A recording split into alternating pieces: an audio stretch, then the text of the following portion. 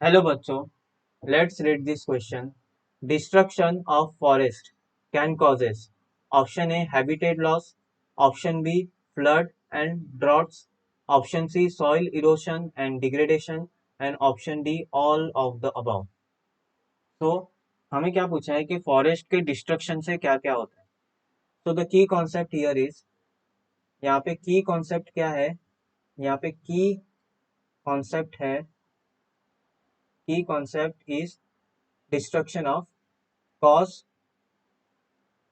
of deforestation, cause of deforest deforestation. Okay, deforestation, cause of deforestation, cause of deforestation. So let's start with the explanation part.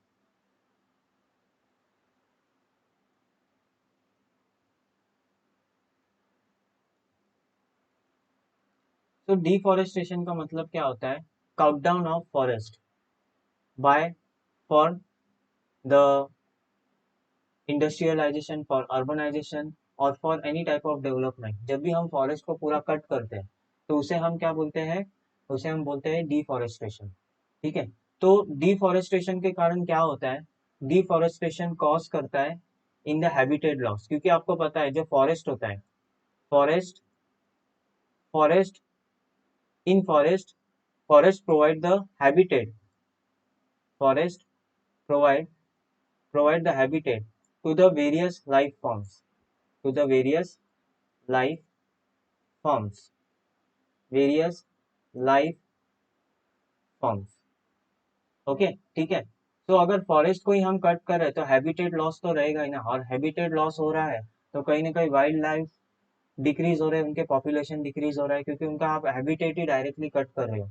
तो उसके कारण क्या हो रहा है? वाइल्ड लाइफ की जो भी पॉपुलेशन है वो भी क्या हो रहे हैं? डिक्लाइन हो रहे हैं।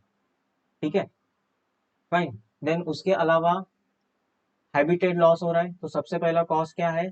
सबसे पहला कॉज है habitat loss, habitat habitat loss. The second is floods and droughts, floods and drought.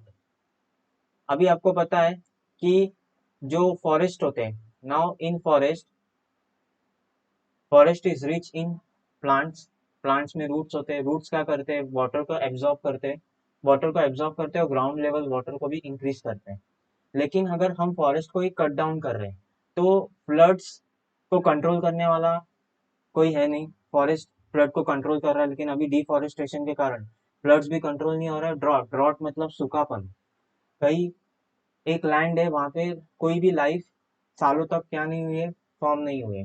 लेकिन अगर ग्राउंड वाटर लेवल, अगर ग्राउंड लेवल में वाटर रहेगा तो वहां पे लाइफ फॉर्म होने के चांसेस होते हैं। लेकिन अगर डिफॉरेस्टेशन ही हो रहा है तो फ्लड्स एंड ड्रॉट्स ये कंडीशन भी वहां पे क्रिएट हो सकते हैं।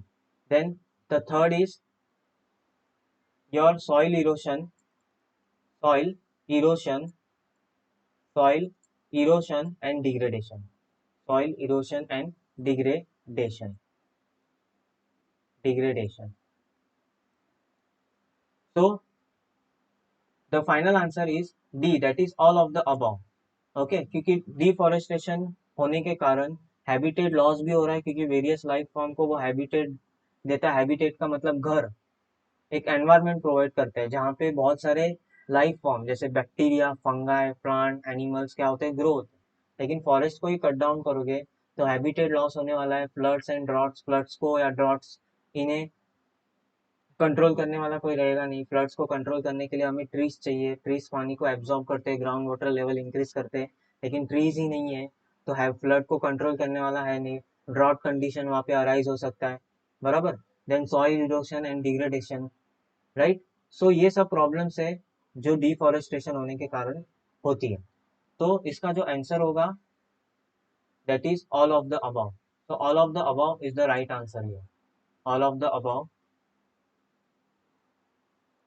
D, that is all of the above, all all of the above। is the right answer. All of the above is the right answer. So I hope you will understood this concept. Thank you and best of luck.